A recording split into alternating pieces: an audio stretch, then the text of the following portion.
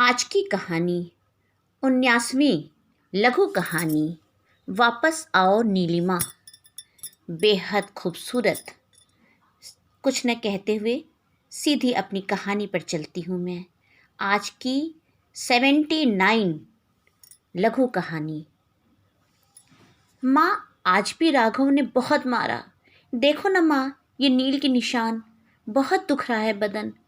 मेरी फूल सी बच्ची को कैसा वहशी मिल गया है।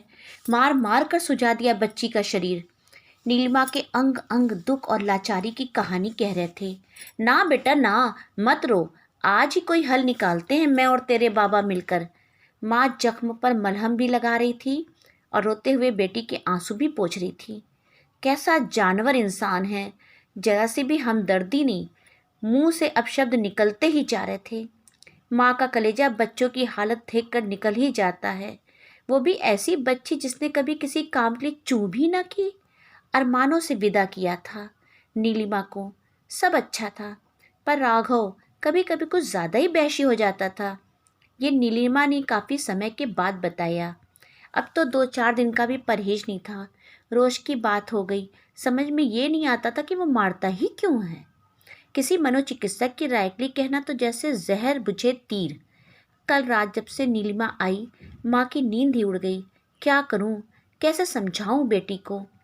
अपने घर बेटियाँ अच्छी लगती हैं, पर जानबूझकर कैसे कुएं में धक्का दे दूँ। सुबह ही माँ, बाबूजी और नीलिमा की पंचायत बैठ गई। बाबूजी ने सारी बातें सिलसिलेवार बताने को कहा। कुछ भी नहीं छिपाना, वरना निर्णय लेने में गलती न हो जाए।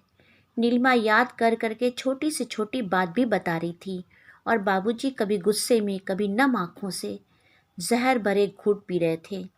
दोपहर हो गई, पर पंचायत कई राउंड बैठी। बस अब निष्कर्ष के लिए बाबूजी पर आंखें टिक गईं। बेटी का मसला बहुत नरम होता है। जल्दीबाजी में फैसले गलत हो जाएं तो जिंदगी उजाड़ हो जाएगी। यही सब सोचकर बाबूजी ने थोड़ा वक्त के ऊपर छोड़ दिया और राघव से भी चोरी छिपे मिलने का अवसर तलाश किया। अपने ऑफिस में राघव बड़ी शांति से मिला।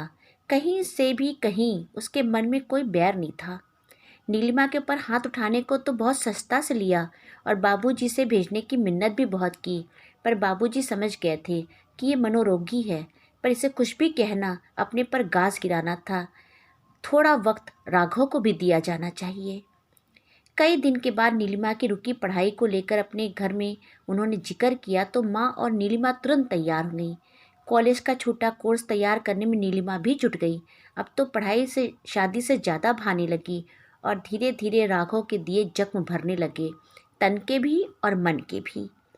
इस बीच राघव कई बार वापस आने की मिन्नतें कर गया।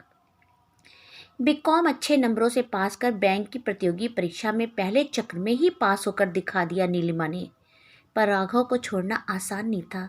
पति जैसा भी हो, पति है।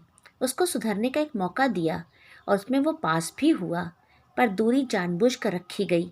आखिर नारी की शक्ति का अंदाज़ा तो हो पुरुष को। आज फिर पंचायत बैठी दोनों परिवारों की, और मान सम्मान के साथ तमाम शर्तों के साथ नीलिमा को विदा किया गया। अब राघव भी जान चुका था कि नीलिमा अब वो नहीं रही। पुरुष को अपनी कद्र कराना भी नारी का ही काम है।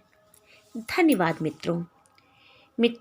मेरी ये नई कहानी आपको अवश्य पसंद आई होगी। वापस आओ नीलिमा। आजकल ऐसा अवसर बहुत देखने को मिलता है कि ससुराल में अपनी बेटियां प्रताड़ित की जाती हैं, परंतु बेटियों को कमज़ोर मत बनाइए, उन्हें कमज़ोर मत होने दीजिए। उन्हें अपने पैरों पे खड़ा होने का एहसास कराइए।